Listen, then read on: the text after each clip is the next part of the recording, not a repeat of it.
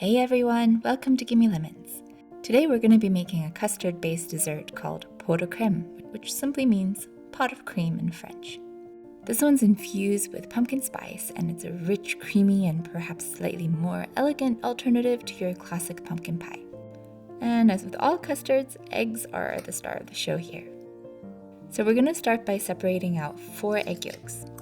Save the whites to make omelets, soufflés, or pavlovas, another wonderful dessert on my channel, to which I'll post a link below.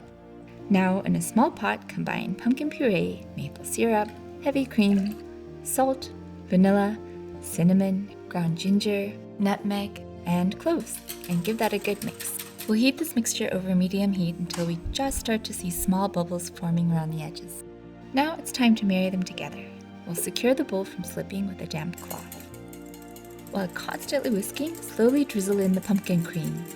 At first, a little at a time to temper the eggs, which simply means to slowly bring up the temperature. Once about a third of the mixture is mixed in, we can speed up the pouring until it's all incorporated.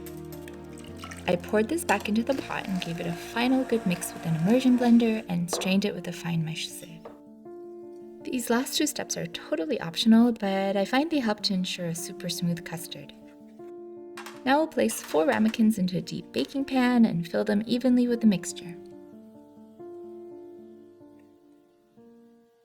Skim off as much of the foam as you have the patience for, so the tops will be nice and smooth. Then very carefully fill in the baking pan with hot tap water until it reaches halfway up the ramekins. They go into the bottom rack of a 300-degree Fahrenheit oven and cover the tops with foil, or even easier, with a sheet pan. And if your oven tends to bake unevenly, very carefully rotate the pan after 20 minutes. After 45 minutes, check for doneness by giving the ramekin a little wiggle. If the edges are set and the center jiggles like jello, it's done. If not, check every 5 minutes until it's set. Then cool them completely before storing in the fridge for up to 3 days. This is a really good make-ahead dessert. Meanwhile, mix creme fraiche with maple syrup and a pinch of salt.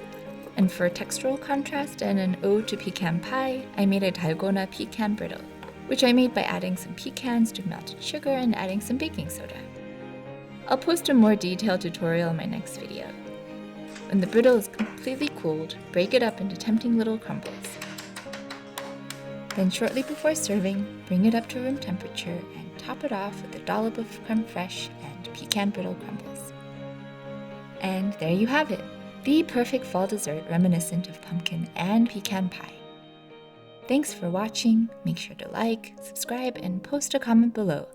Take care and see you next time.